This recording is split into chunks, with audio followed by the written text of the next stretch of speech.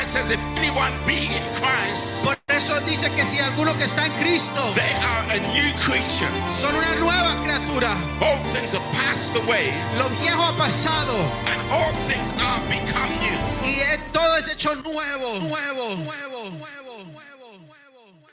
Hello. God bless you. God bless you. God bless you all. Welcome to our session on campus ministry. We're having a seminar today on campus ministry. My name is Reverend O.C. Ejiofor. I'm happy to be the host of this section. And we're praying by the grace of God that this session blesses you. If you are a young person, if you are someone who is on campus already, if you are someone who is hoping to be on campus in the future, and you are wondering about what campus ministry is, how you can get involved, the types of things that are required, how to balance that ministry and student life, then this is the section for you. By the grace of God, we'll be having with us today the leader of the campus ministry for UPCGB&I, UPCGB&I, leader of the campus ministry of the youth department, and that is none other than Rev Patrick Hemis. We'll be talking to him and asking him questions regarding his experiences on campus. And we'll also be able to have a live Q&A session where you'll be able to pose your questions and ask anything you like. And we'll do our best to answer those for you today. So by the grace of God, this session will be a blessing to you. So without further ado, I'm now going to bring into the show and welcome to the show none other than Reverend Patrick Hemis. God bless you, sir. Welcome. How are you? Hey, great to be here. I'm doing great. I'm really excited about this seminar. This is really cool, and it's great to be at General Conference in some way, shape, or form. Yes, that's right. Yeah, usually we're in Llandudno together in Wales, but we're online. We've adapted to everything. How have you found the conference so far? Yes, it's been great. I'm really impressed with the production quality. The team has done a great job making this happen. So the speakers have been wonderful and anointed, and it's so good to see the organization just taking it on the chin and adapting to the circumstances. And that's what we're doing at campus ministry as well. Just trying to adapt to what's going on. Yeah, that's right. I guess naturally your department, like every other department, has had to really adapt to the changes that have been brought on by the restrictions, the lockdowns, COVID-19, etc. How have you personally found that the whole transition? There's been a lot in the news regarding students having online lectures, being allowed on campus, not being allowed on campus, some being on there, etc. How has that affected you in your role so far?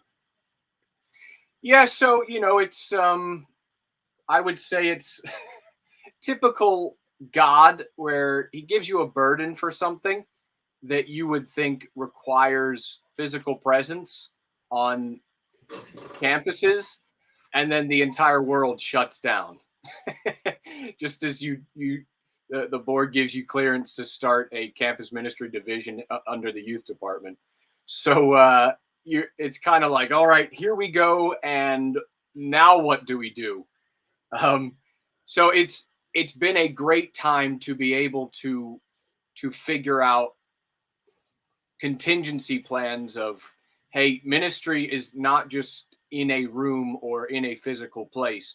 Ministry is anywhere, whether physical or digital, where the word of God can be sent forth.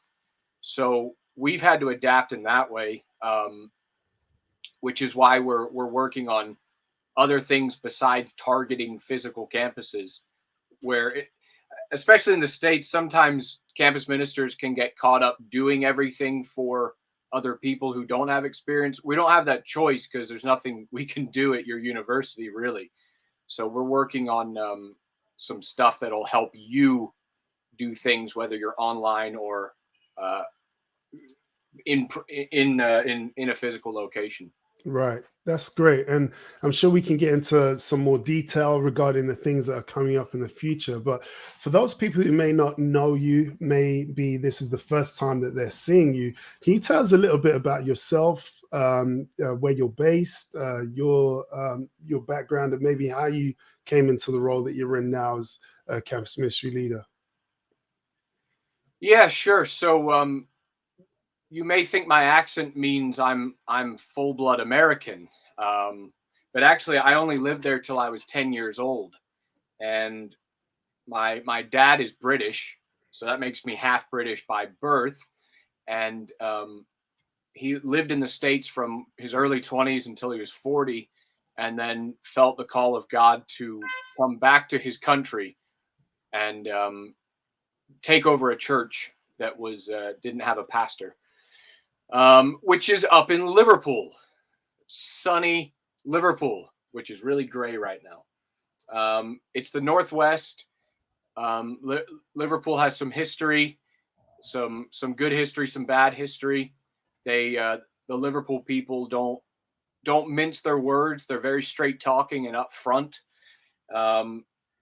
So we deal with a lot of people who are much more on the side of God's not real, and there's nothing you can do to prove it to me, and I don't want to know. Which is good, because if you get put in a tough area, it can either make you or break you. And I think it's made me, or making me, as it's breaking me. I don't know, but so I went to university in the north of England, and I didn't have an official society, or I never said, "Oh, I'm starting a campus ministry." But even through my faults and failures and trying to grow and get things in order in my life, I managed to make I didn't just make one friend, but I had a friend that I was able to, over across a couple years. It wasn't quick. It was a seed that went down and took a lot of water and sunshine and prayer, and eventually he was born again. And that let me know that, hey, this is possible in a campus through relationship and through showing someone you actually care about them, and they can see the God in you caring through you. That's great. So what I was going to ask, I think you've answered in part one of the questions, which was, I guess, how you got involved in campus ministry. So from what you've said, it seems that you were just friends with someone who got saved. Is that right? So did you have in your mind before that, okay, yes, I want to start ministering, or was it just natural, or did you not really think about it? Yeah, so when I was at university, there was, because of my understanding of campus ministry, especially in the States, it was always an official society and a thing and an organization and banners and branding and merch. But for some reason, I don't know. I just couldn't make that happen at my university, but I did make friends, and I was open and transparent with them, and I didn't isolate myself from everyone. I was just me. And when the time arose to witness, I witnessed. And when the time wasn't there, I didn't force it. But from that, it put a spark in me of, hey, we can do this. And it led me and others from Liverpool. We've been involved in 2 campus ministries now officially, after me going to uni. Actually, it was while I was going as well. We started a society at the University of Liverpool, and we were able to do some ministry that route, as well as just organic friendships. Right, that's really good. I think sometimes, naturally hearing that you are the campus ministry leader, and yes, you've had experiences on campus. Sometimes I guess there may be people watching that kind of just think that it was all a big plan. You kind of aim to kind of start a ministry and kind of get everything all official. but it's great to hear you talk about just kind of things happening naturally, and in seeing that happen, seeing the opportunity, okay, why can't this happen again? And let's actually be a bit more purposeful with this. Grab some other Christians in with you and actually try to go about this in a bit more of a purposeful way. You mentioned very quickly some of the things that you'd experienced and seen or known regarding campus ministry. Tell us a bit about your prior knowledge. So before you went on campus, what were your ideas or preconceptions around campus ministry? What things had you experienced prior to that? So I'm connected a lot with the states, and they have a very large campus ministry network. But it can also be the culture of the states, of the way some things are done there. It just doesn't translate to doing it in the UK. So I kind of had some undue pressure on myself to replicate the way it is done in the States. I'm not going into specifics right now, but because I had preconceived ideas of how I thought it should go, and it didn't go that way, I kind of beat myself up and that I was failing, when in hindsight I was being a witness, and even though I had failures and mess ups in front of those people, God still worked with me, and he still bore fruit through me. So That's having preconceived ideas can kind of beat you up. You gotta go with the flow of where God's leading you. If it's just right. really chill and no, I just want you to join a study group and talk to them at the right time, then do Yeah. that. Yeah, that's great. I think sometimes I love that. I love the fact that you I guess thought through how those prior experiences were affecting you at that time, because I think sometimes we don't realize the pressures that we have are based on those prior experiences, and it is actually a hindrance to what we're trying to do. Because, like you rightly said, you had to figure out what you're supposed to be doing. I guess finding your own approach, your own way, and not being bound by or being restricted to, I guess you could say, the experiences that you've seen from others. And I guess that transcends into many areas of ministry, doesn't it? Because even, I guess, the simple one is maybe exhortation or preaching. You know, a lot of people and young people in church, maybe they're asked to exhort or share or preach, and they feel that it must be done in a certain way, or it has to be done in a certain style. But Right. I guess what you're talking about there really does help for that, just that process, that mental process of thinking, right, okay, this is the information I already have. This is me. This is what I'm feeling now.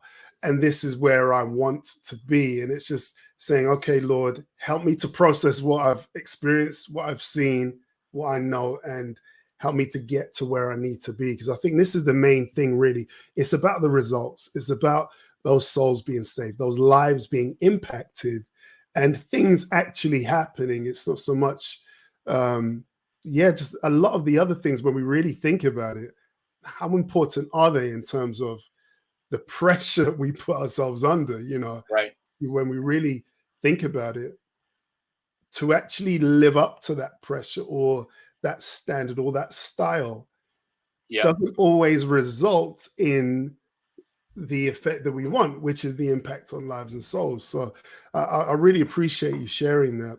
Sure. Um, You mentioned something about it's about results. And I think something we miss is we don't really celebrate the smaller progress in people. We only look for the born again experience, right. when there's scripture to celebrate noticeable growth in people before and after being born again. Okay. Right. Um, you know, so thankfully someone told me this when I was ministering to a guy, and he opened up to me about his family and about some problems. That's something worth celebrating. Because if we don't celebrate small stuff along the way, we won't have any encouragement to keep going. That is a very good point. The fact that he didn't go to his buddies that he hung out with in school every day. He came to me someone else. I'm not even on his campus. I'm not in his classes. And he started to talk to me. And I went away from that going, thank God. That means he trusts me over his peers to have real conversations. And that's worth celebrating and praising God over. No, and that'll keep you going.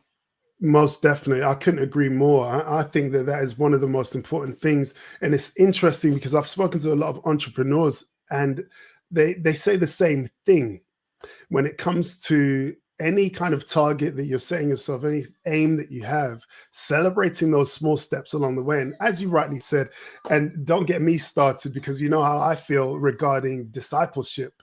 You know, one of the things is so needed in right now. You know, it's always needed, but I think now more than ever we need discipleship. And like you said, the celebrations come in those small steps. It isn't just the result of someone being saved, being baptized in the name of Jesus, being filled with the Holy Ghost. Yes, that's exactly what we're aiming for. But what about beforehand? What about afterwards? Those are the types of things, and especially after, just that follow-up, that support, the nurturing, the encouragement. I think that's really good. So thanks for picking up on that point.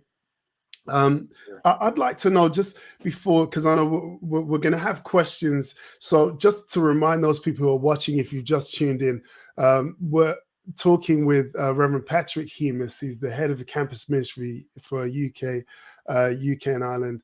And we're asking him questions right now. You will have your chance a little bit later on to pose your questions. So feel free to type the questions that you have for Rev Patrick in the comments, and we'll do our best to answer those later on in this section. So, Rev Patrick, before we end your questions, I would like to know, because quite naturally there are people who would consider the worst case scenario before starting off. So I'd like to know, what is the hardest thing that you've experienced during campus ministry? It doesn't have to be on campus. Maybe it was a telephone call, you know, kind of linked with it. But what was the toughest experience that you recall that happened to you while you were on campus? I'd say there was two. One would be it's a lifestyle change. So, you know, for me personally, I'm when I'm not at the university and this becomes a field, and it's like, well, you can't just go once a week to hold a meeting. You need to be more present. You need to be at a freshers fair. You need to go pray on the campus. The lifestyle change was a shock to my system, quite honestly. So that is something you really have to accept and start to tell yourself, you know what, this time that was mine, I need to make peace with the fact that I need to give it up. I need to give up leisure time. I need to give up some morning, some evening, some weekend. You know, especially for a teenager or early 20s, you might have a lot of time that's strictly yours. So that was tough. And then one of the other things was to see a boom, to see growth, and then have it shut down by COVID. You know, we towards the end there of our last go, we had I don't know, there's anywhere from 15 to 20 students joining us in halls of residence, not even in some booked room in the union. People invited us to come every week, and it was amazing. And then to have that shut down and fizzle out, it's like, well, what was the point of any of that? Everyone's gone. So you have to learn to just say, this, none of this is mine. It's happened. I didn't make it happen, so I can't blame myself for this stuff.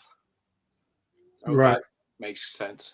Yes, yes, it does definitely make sense. And yeah, it definitely resonates with me because yeah, certain things I experienced along similar lines.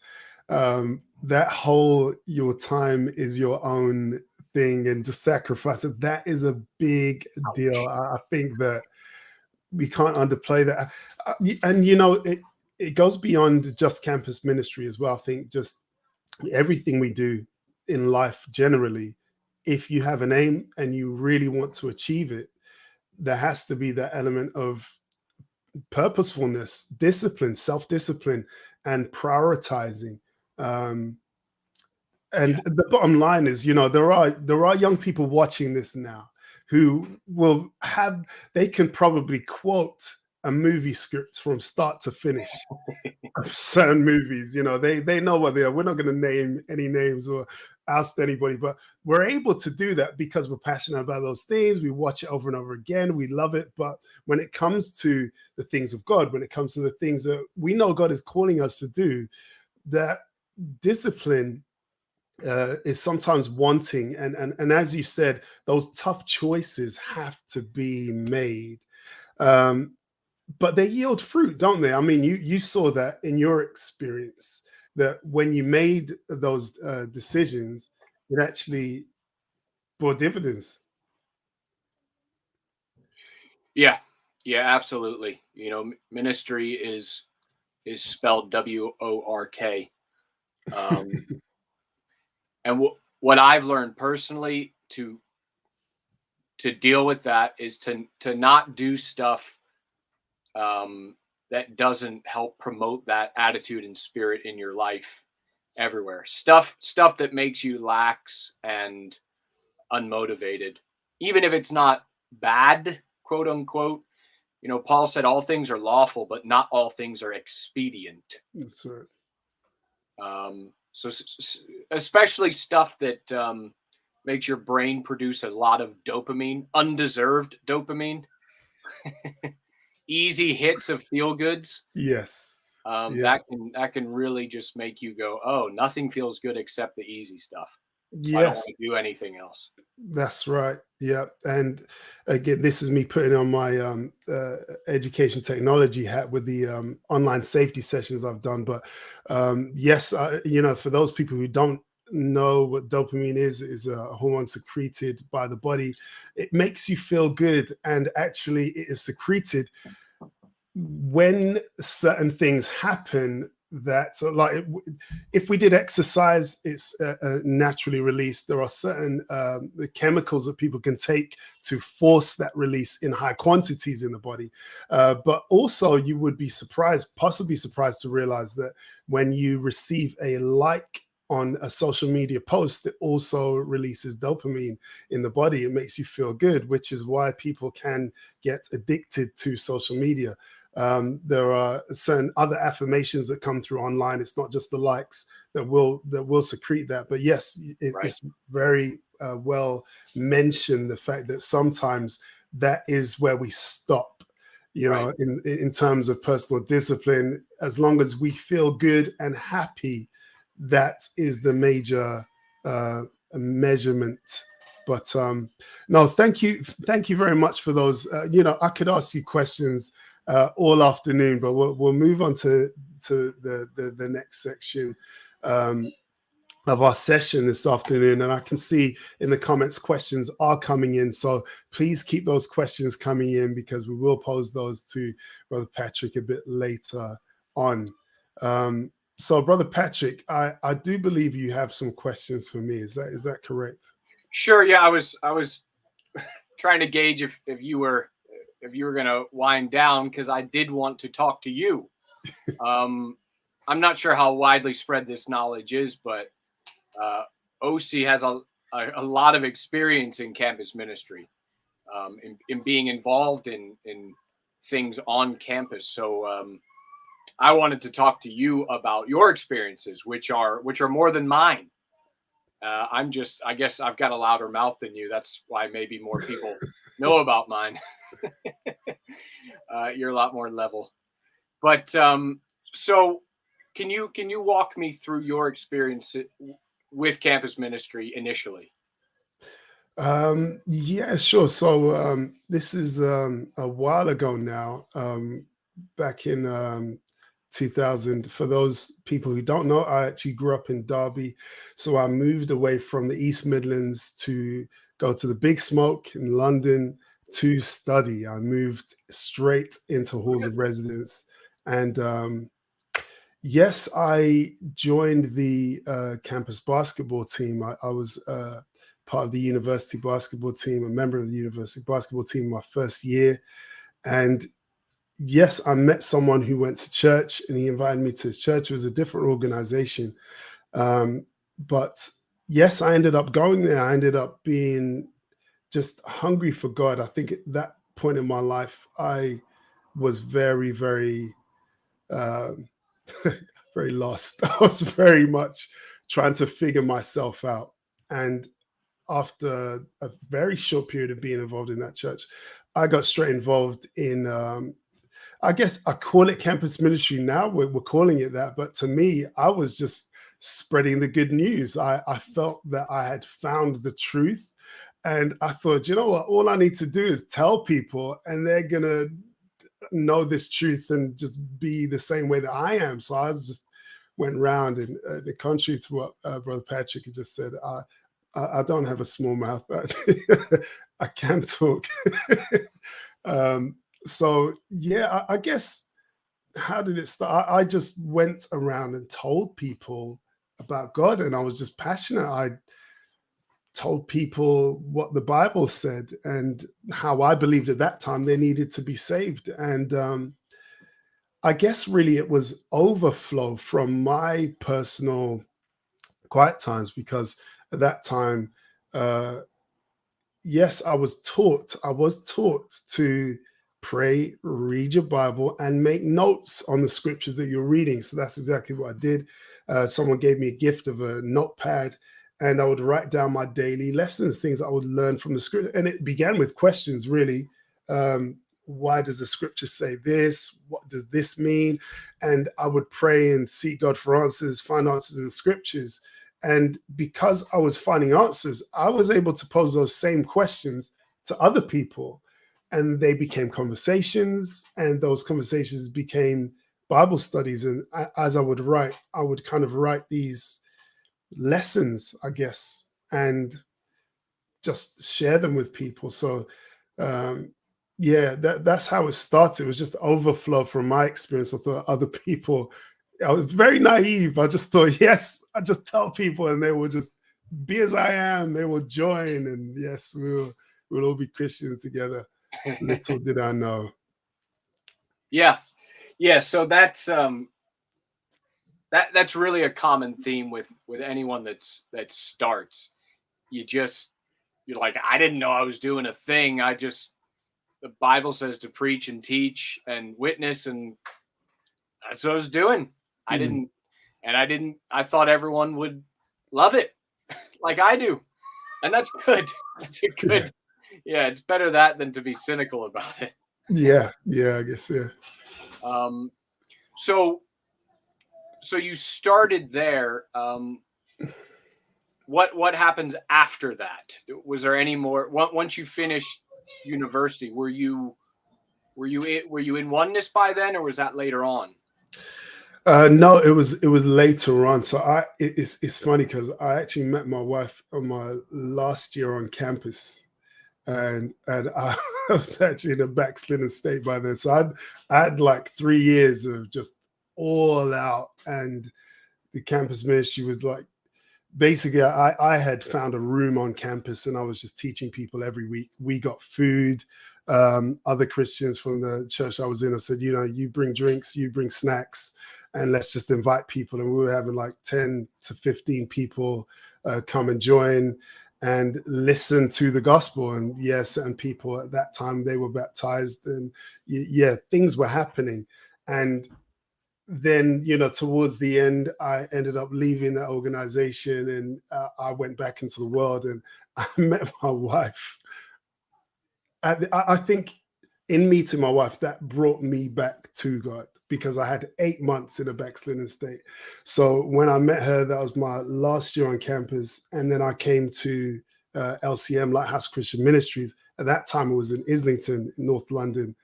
And there was something in that. The conversation I had with my wife, who then at the time was just the lady that I saw on campus. Yes, I did approach her because I thought she was beautiful. But what happened was so much more. When I spoke to her, I realized there was something in when you love God and you're passionate about God and you do things for God, and you just, that's what your life is supposed to be. And you meet someone else who's like that, there is a connection. And even though I was in that state, there was something that I said, no, this person is definitely the type of person that I can connect with 100%. So that put me on a path that was like, right, what am I doing in my spiritual life? So when I went to LCM, I had to kind of just separate all the pain and hurt of everything that I'd experienced and really just refocus on God. And in doing that, I was then baptized in the name of Jesus. I was filled with the Holy Ghost. This is within, I guess, I went to LCM in February, baptized in March, and filled in May of 2004. And yes, the people that I'd known from campus, I just, again, did what I knew how to do. And I just spoke to them, witnessed to them. A couple of them, many of them came to church at that time. A couple of them were baptized and filled. And yeah, I guess it's kind of, you do what you know, what you're used to. You just share the gospel. You just talk to people about God, and you express the truth, what you know to be the truth of the gospel. So yeah, there was impact. There was follow up afterwards. Again, at the time, I didn't really see it as an extension of campus ministry, but it in hindsight, it actually was, because all of those connections I had were all the people I knew from that intense time on campus. Campus is such a short period of my life when I think about it. I mean, we're talking about things that happened 20 years ago, 20 years ago, but it's burned into my memory. It was such an impactful time. I'll never forget that time. So yeah, I hope that answers the question. There was some overflow from it afterwards as well. Yes. Yeah, no, that's awesome. And that's so important, that it really is what you make of it. Those can be some of the richest, most memorable times of your life, especially if that is where you cut your teeth on ministering to people, trying to figure out, how do I do this? Mm-hmm. The important thing to remember, and OC, I'm sure you will attest to this, is that you're going to make a bunch of mistakes. You're going to say the wrong stuff every day. You're going to go to bed going, oh, what was I doing? Or, oh, I can't believe I didn't know the answer to that. Or all this stuff. And and God doesn't care. He's like, yes, you don't know that. Yeah, you shouldn't have said that. Yeah. Are you going to pick yourself up and learn from it? Or are you going to lay there and mope about it? Exactly. I'll tell you what, one of the best lessons I learned very early on was that you don't have to know everything. And that was very handy for me, because I didn't know anything. So, those early days, the church that I was going to was based in King's Cross.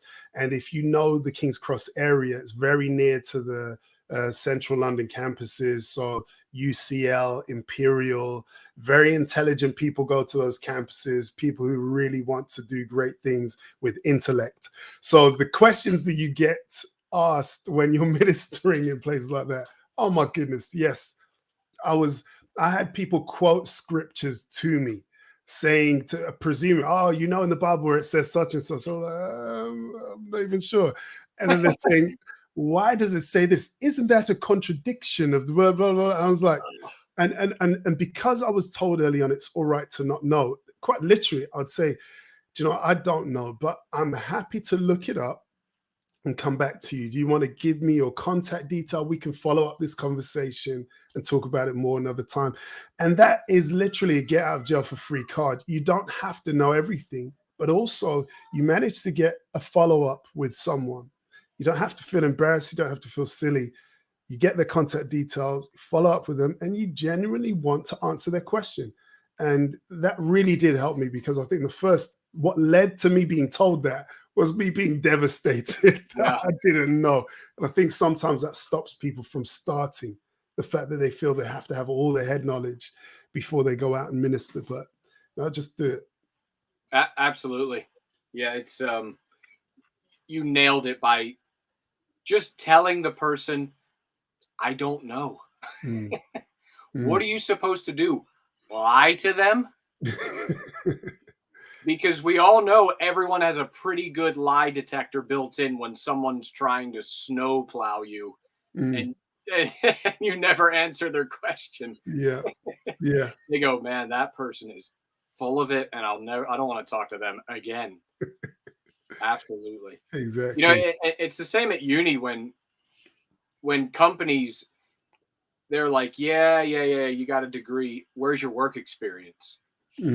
Because they know that's more valuable than a degree. And it's the same with ministry. The most valuable thing you can do is just get experience. Is just learn on the job. Yep. There's just no better way. Most definitely. How I got involved was there was a system and structure in place where you would witness in twos. So when I first got involved in street ministry, it was, like I said, as a student, but I had, been invited by this member of the basketball team. I'd gone to the church, and within a week, I'm on the streets evangelizing. Now, I didn't want to. I didn't have a clue. It was just standard. It was standard procedure. And I was with somebody else who was doing all the talking. So all I had to do was just be there. And it just so happens that the more you do that, is the more you have an idea of one thing to say. You kind of chip in with your 2 pence worth. And that's what happened. That's how I started, chipped in with my 2 pence worth. And then after a while, you're actually kind of balancing out the conversations at 50-50. It's almost similar to, in the scriptures where it talks about Barnabas and Saul. Then it talks about Saul and Barnabas. It's that type of thing where the transition is kind of natural, where you're able to take the lead on certain things. Yeah, absolutely. That's why Christ, one of the reasons he sent his guys out in twos. More experience with less experience, or just their differences would support one another. So our experiences were different because you kind of went into a structure and you could get placed, and okay, you're doing that and that. I mean, I would say that's a lot of a better scenario than for me. I was alone the entire time going, there's no one around, with me on campus going, hey, you know what? I know you're not feeling this, but let's go and do it. And there's no 2-fold cord or a 3-fold cord that's so. Yeah, it's funny because the experience I speak of was just standard church witnessing. So it wasn't on campus. It was just the church goes out every single week, and we just witness. We just talk to people just outside the church building, literally as people are passing. And at that time, King's Cross, was before the gentrification of the area. There were different types of characters there, all levels of society, and you would have some very colorful conversations. I've been spat at, I've been chased, I've been ignored, just all kinds of things have happened. But that kind of regular witnessing gave me the experience to be able to go on campus and do it alone, and actually bring others with me. And because students are on campus at different times as well. So a lot of the evangelism I did on campus was just me and the guys. Well, I say the guys, the people that I knew, because I was on campus as an unsaved person, made friends. Then I became a Christian or a believer. And then I backslid. And then I found the truth. So I had a variety of different interactions with people while being on campus. But and just kind of a side note, I know you haven't asked this, but I remember that feeling of when I did backslide, those people who didn't want to come to the church groups and Bible studies. I thought I was cool again when I backslid. I thought, yeah, I'm one of the guys now. And I remember a distinct conversation, and check this timing, because I met my wife, who's called Naomi, in a chance encounter. And that encounter happened in such a way that it sparked my mind back to thinking about God. So I met her, and then I thought, you know what, that must be an angel from God, because I'd never seen this person on campus before. And it pricked me into thinking about God again. But I never saw her for a good 3 months. And it just so happened on a day when I was in the library, university campus library, and there was a group of guys, and one of them said to me, "Oh, how's it going with church? Are you still doing your Bible study group?" And because I was backslidden, I thought, yes, I'm one of the guys now. So I said to him, "Nah, finish that. You know, I've had enough of that. You know, I'm not doing that anymore." Thinking, yeah, I'm going to be accepted by this group. When I say the guy turned around and chastised me in public in front of everyone, he said, "What are you doing? You can't stop. You have to go. Look, you have to be a Christian." He told me off in front. He's not saved. He's not a Christian. Wow. None of them were Christians. Wow. But he's telling me off, said, "No, you have to go to church. Stop messing around. Whatever you're doing, you need to get back to God." And I wanted to leave that conversation. And right at that moment, I saw Naomi in the library. And I was like, right, I need to talk to her, because she thinks I was just trying to chat her up the last time. So let me tell her that it was. And that's literally how it happened is, yeah. Wow. Yeah, so don't think you're cool because you're not doing things of God. Actually, when you're called by God, you are called by God, and God will use people in the world to let you know that. So you have to literally ignore all of those things to force yourself into that, you know, that state of the world, and stay there. You have to fight to be lost once you're saved. So don't fight. Wow, that's amazing. It is. I felt the same, where I'm like, I can't even get away. I feel like I'm just on a leash. Even if I don't want to, God's like, no. Yeah. Yeah. And I'm going to use this guy that you want to be accepted by to push you out of your little group. You know how embarrassed I was? I was so embarrassed. I just thought I should have just said I'm a Christian and just still go to church. You know, it's funny. You feel like it would be cool to deny God. And then you're in this position where actually, no, it's not. And one thing I realized that I didn't know beforehand was some people, although they're lost, somehow they feel some kind of righteousness or security in the fact that you are saved. They need you to be saved, right? Because they want that conviction. They want that reminder of what they need to be. And they don't want you to not be saved. It's weird if you're not saved. So you need to be that light. Absolutely. That's it. Is all right. Well, look, let's move on to the next section. I appreciate the questions that you've asked. I'm going to take the host position back. What we'll do is we'll take a quick break, and we'll be back with more specifics on what the campus ministry has to hold in the future, what the students can look forward to. Keep those questions coming in, and we'll have that live section of Q&A, taking your questions after this short break. So thank you. Don't go anywhere. We'll be back in a moment.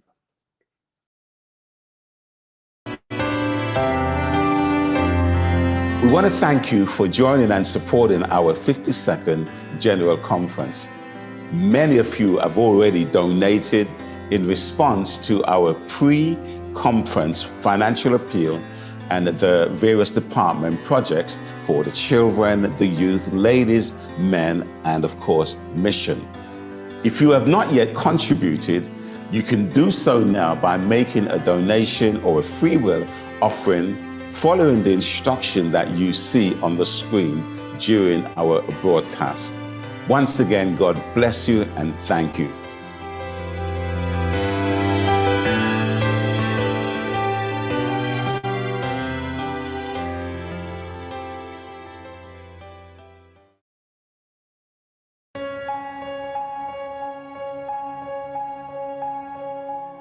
The United Pentecostal Church of Great Britain and Ireland has a vision.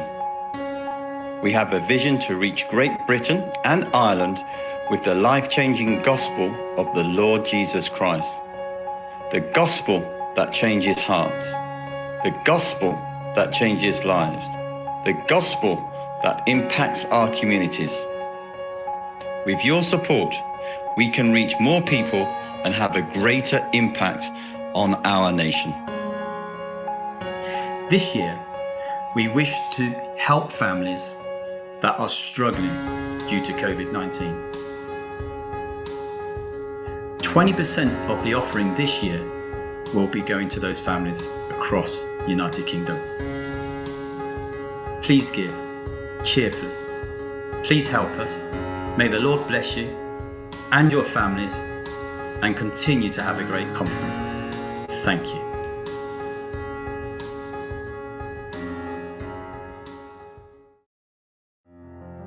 If you would like to support the work of the United Pentecostal Church of Great Britain and Ireland, you can do so by using one of the following methods.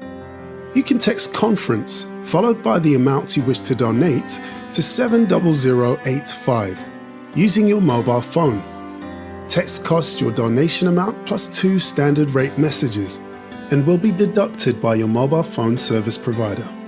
If you would like to use PayPal, you can send a donation to UPCGBI gensec15@sky.com or surie.ramrutten@sky.com.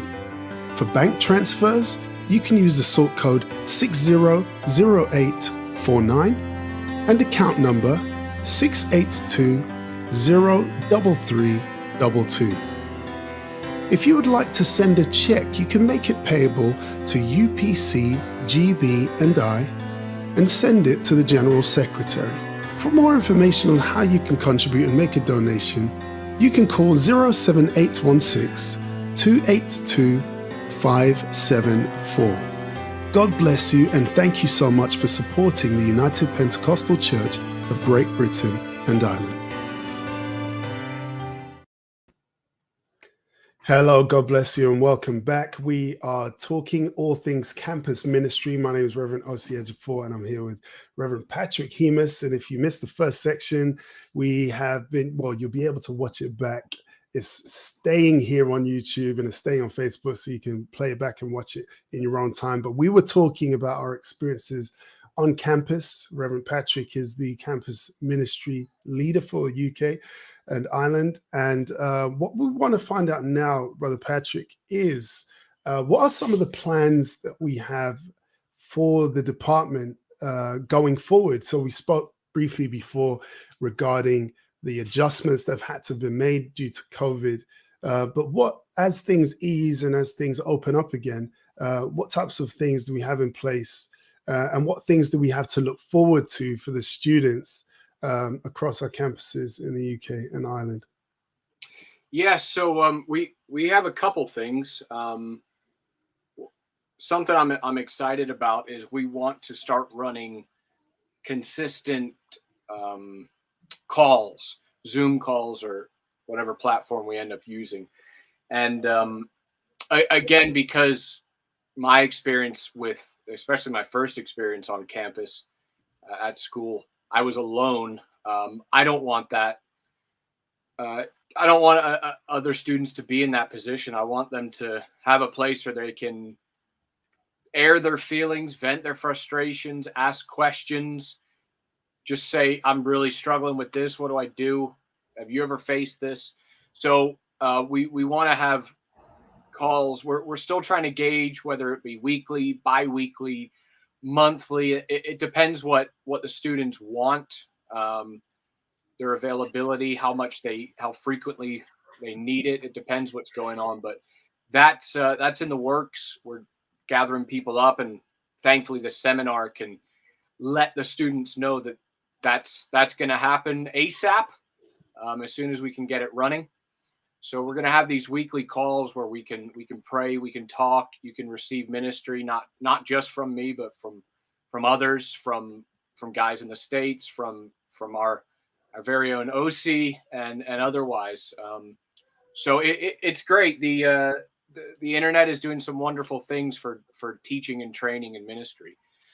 So we have that. We're putting up the material from Campus Ministry UK had a seminar, an in-person and online seminar last year called Align, and we're going to put up that material because there were three people besides myself who ministered at that, and they've got, I don't know, 90 to 100 years of ministry between them. Brother Mike McGurk, he's been a campus minister for about 11 or 12 years, seen some awesome stuff, prayed through hundreds of people on campuses and oversees a lot of other campuses now. So his ministry, and my dad's, and Brother Monty Showalter, who's been involved in a lot of campuses around the world. So that material is going up, and I'm really excited to announce that in place of an in-person seminar this year, we have recorded a video training course for students to go through, who the idea is to give you a template to be able to start on your campus with no or little experience. So the material has been recorded. It's being edited nearly as we speak. It's not as we speak because I'm the one editing it, so I'm not editing right now. But that'll be finalized in the next week and put up on our YouTube channel and our Facebook page. So if you could, as soon as this is over, go and follow our Facebook page. It's Campus Ministry UKI. You'll see it's the red background with the white logo. It's very easy to spot. So that's our page. Go and follow it. Announcements will be coming up there, and we'll be driving you to the YouTube channel as well once the course is launched. So we want to just be able to explain a lot of stuff and get rid of a lot of the questions and obstacles and what do I do now? So we're really praying that will be a big help to everyone. So those are the three practical things that are going to be released for students.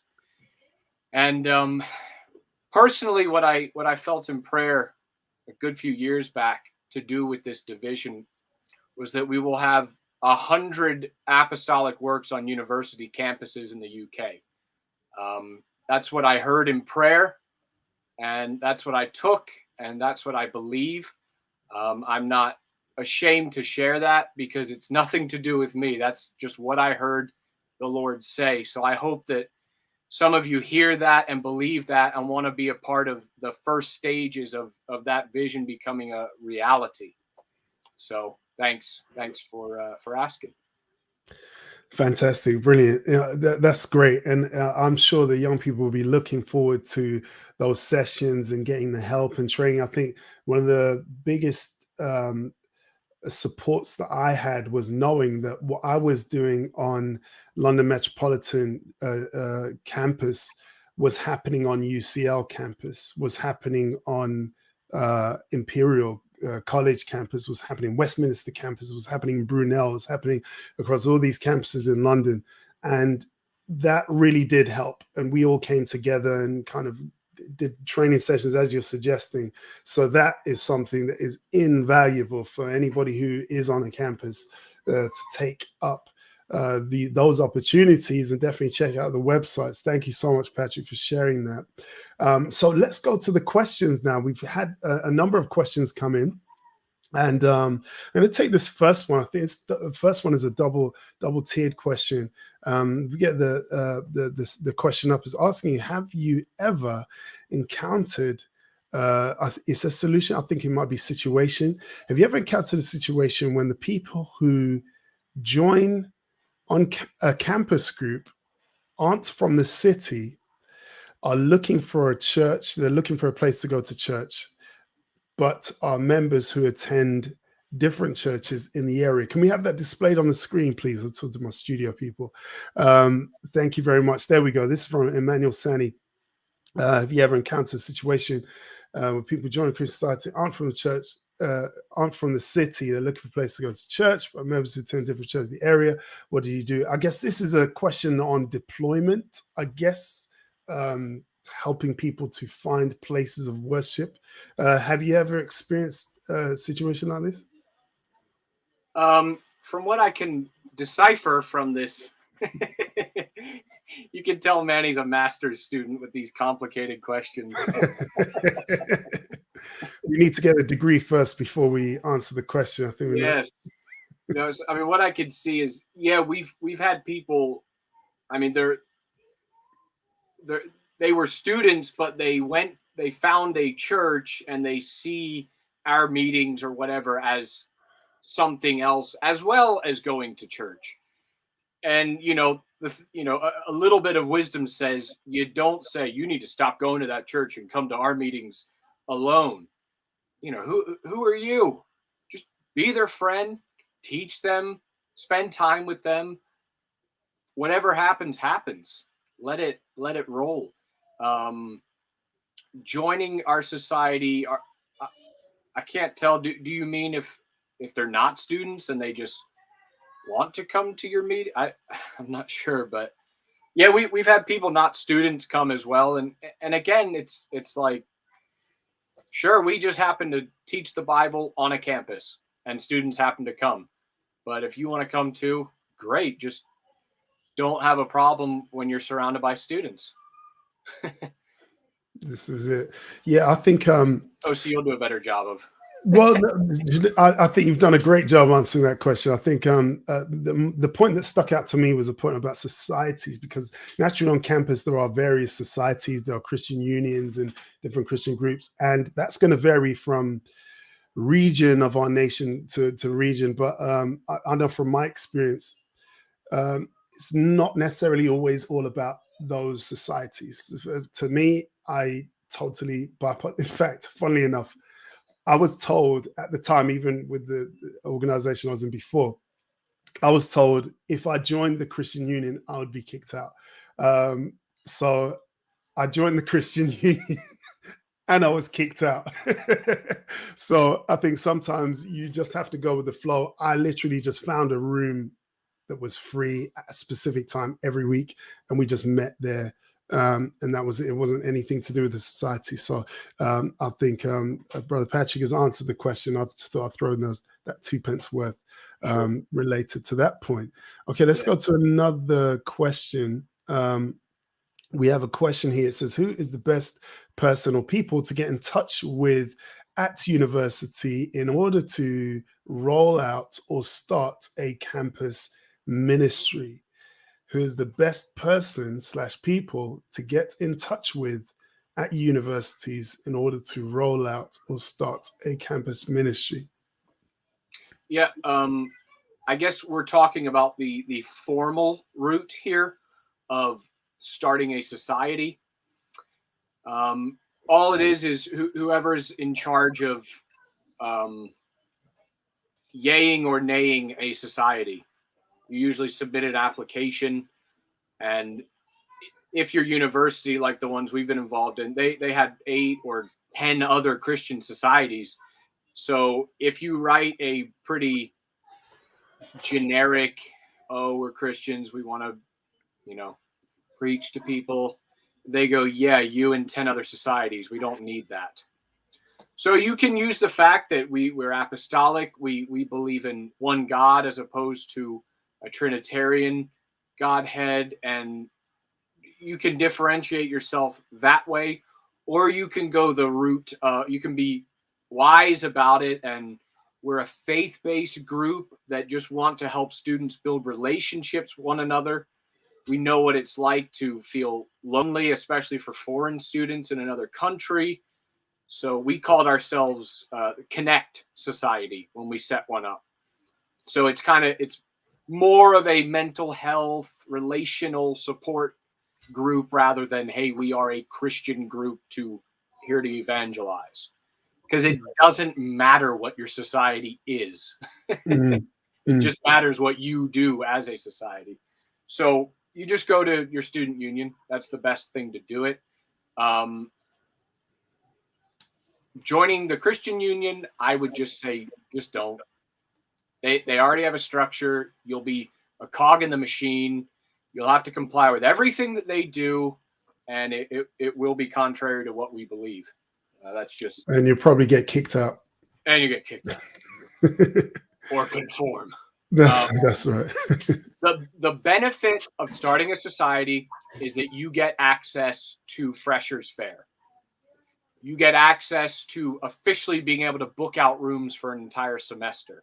You get access to funding. They'll help, the uni will help fund events that you want to put on, or maybe some supplies for an event. So that's why I would recommend maybe starting a society, but it's not a make or break thing. But in the training, I discuss, I lay out a template of how to do your Freshers Fair as a society. You get a booth, and it's great. You get to meet a lot of people. But you won't know the specifics unless you go subscribe to the YouTube channel and follow the Facebook page, because that's where it's going to be rolled out. And don't contact me asking for tips, because it's all on the video, and I poured my heart and soul into it. Okay, I'm done. Brilliant, excellent plug. That's great. I realize the time. I'm going to sneak in one last question from the audience. And thank you again, Brother Patrick, for your answers. Really appreciate it. The last question I want to ask is, it says, have things you wanted to do, activities/events, ever found opposition from the university due to the changing ideals? And how do you deal with it? So have the things that you've wanted to do, i.e. events or activities, ever found opposition from the university due to changing ideals, the changing ideals? I guess that's the wider society. And how do you deal with it? So no, because we've never done events that were specifically going against certain political or ideological issues. Those are the ones where they really kick off at. If they're not PC, if you're, do some kind of, pick your issue that would get people up in arms. So we've kept things general, and we work that way. Our bigger events have, what we've tried to plan were more stuff to bring people in.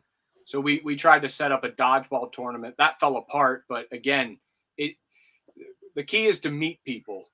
You don't necessarily want people with your same moral stances just to rally around you with events. You want to meet the lost. And you're not going to do that by doing partisan events. I hope that makes sense. That's great. And I like this post here. This is a comment here from Marie Kelly. So there is a regional campus ministry virtual prayer meeting on the 3rd of September. Info will be on Facebook, EME prayer. I think that's a typo at the end, but yeah, so there's some great information out there. You can have a look in the comments for that information.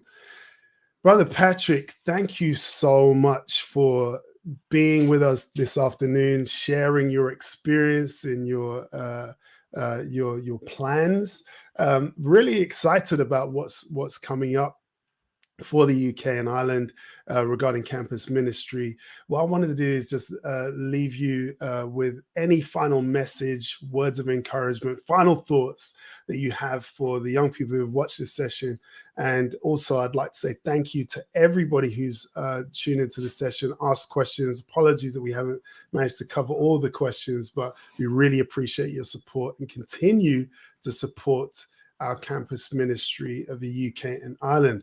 Reverend Patrick, over to you for the final word. Thank you very much, sir. Yeah, to all the students, just try, and when you fail, get up and try again.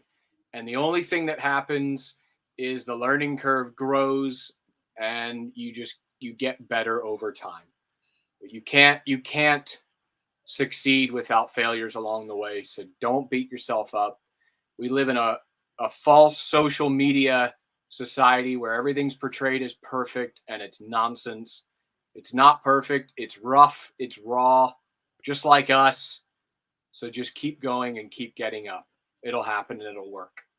God bless. God bless you all. Thank you so much for joining the session today. The next session is the men's session. It'll begin at 1 p.m. God bless you and thank you.